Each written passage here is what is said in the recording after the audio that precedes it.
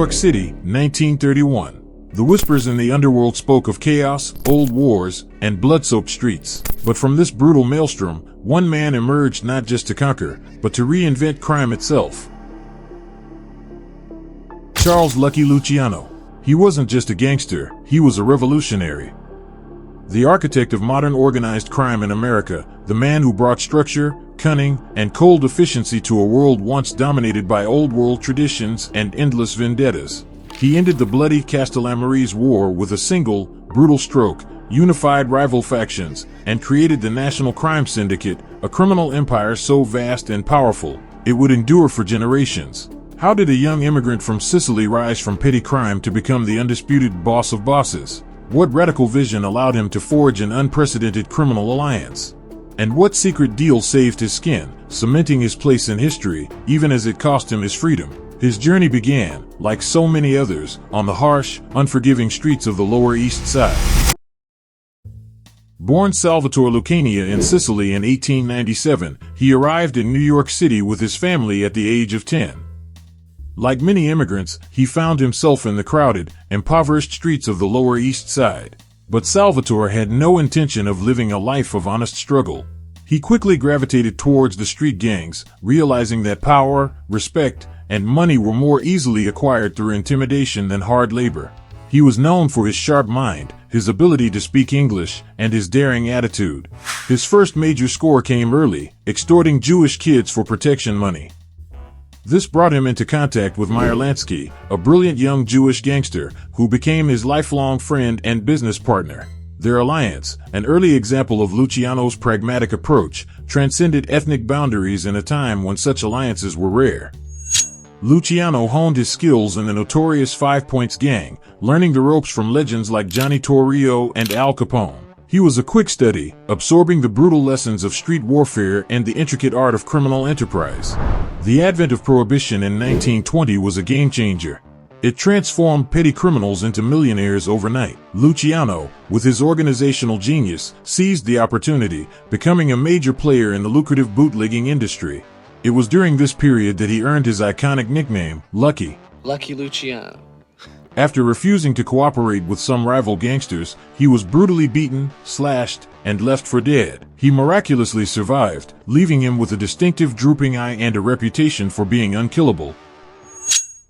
By the late 1920s, the criminal underworld of New York was a powder keg, dominated by two old-world Sicilian bosses, Joe the Boss Masseria and Salvatore Maranzano. Their endless, bloody turf war, the Castellamarese War, was tearing the city apart. Luciano saw not just violence, but opportunity. How would he turn this bloody conflict to his advantage and fundamentally change the face of crime forever? The Castellamarese War was a senseless, brutal conflict between the Mustache Petes, the old-school, traditional Sicilian bosses, and the young Turks like Luciano, who advocated for a more modern, organized approach to crime. Luciano, a shrewd strategist, began to secretly align himself with the younger generation on both sides, making alliances based on business acumen rather than outdated loyalties. He saw that the war was bad for business, and a new structure was needed. He first approached Maranzano, promising to deliver Masseria if Maranzano would agree to end the old ways and embrace a new, unified criminal organization. Maranzano, desperate for victory, agreed. On April 15, 1931, Joe Masseria was dining at a Coney Island restaurant when four gunmen, including Bugsy, Siegel, and Vito Genovese, walked in and brutally executed him. Luciano, who was with Masseria moments before, conveniently excused himself to the restroom. With Masseria gone, Maranzano declared himself Capo di Tutti Capi, boss of all bosses. He attempted to establish a new order, but it was just the old order with a new name. He demanded tribute and loyalty, a system Luciano found archaic and dangerous. Luciano realized Maranzano was just another Mustache Pete, clinging to old traditions and threatening the progress he envisioned. Maranzano, for his part, also began to suspect Luciano's ambition and planned to eliminate him. Luciano moved first. On September 10, 1931, four hitmen, disguised as government agents, stormed Maranzano's office, stabbed him, and then shot him multiple times. It was a swift, decisive, and bloody coup. With both old-world bosses eliminated, Luciano was now the undisputed power in the New York underworld. But he didn't declare himself boss of bosses. Instead, he implemented a revolutionary new structure. What new world order would Lucky Luciano forge from the ashes of the old? Lucky Luciano's greatest achievement was the creation of the Commission and the National Crime Syndicate. He abolished the idea of a single boss of bosses and replaced it with a council of the most powerful crime family heads, a criminal parliament. This revolutionary structure brought peace and stability to the underworld. It allowed for cooperation between Italian, Jewish, and Irish crime groups, facilitating massive, nationwide rackets, from drug trafficking to labor racketeering. Luciano himself enjoyed the fruits of his genius.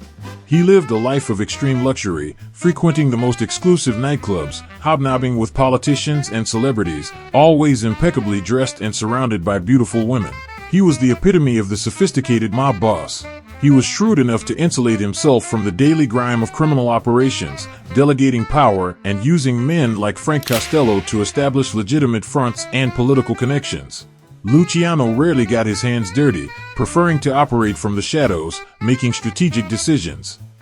Under his leadership, the syndicate controlled vast illegal enterprises that generated billions of dollars. They owned politicians, infiltrated unions, and held sway over entire industries. Luciano was truly the father of a new, modern criminal state. But even the most brilliant criminal mastermind couldn't operate completely in the open forever. His high profile and the sheer scale of his operations eventually attracted the unwavering attention of an equally ambitious and brilliant prosecutor, Thomas E. Dewey. Dewey made it his personal mission to bring down Luciano. He tirelessly investigated Luciano's vast prostitution rings, building a case that exposed the brutal reality behind the glamorous facade. In 1936, Luciano was arrested and charged. It was an unprecedented blow to the syndicate. The man who had unified the underworld now faced the possibility of spending the rest of his life behind bars. Could Lucky Luciano truly be brought down? In 1936, after a sensational trial led by Thomas Dewey, Lucky Luciano was convicted of compulsory prostitution and racketeering. He was sentenced to 30 to 50 years in state prison. The architect of modern organized crime was behind bars. From the plush suites of Manhattan to the cold, unforgiving walls of Dannemora prison, Luciano's world had completely collapsed. The syndicate continued to operate, but without its brilliant leader at the helm, it faced new challenges.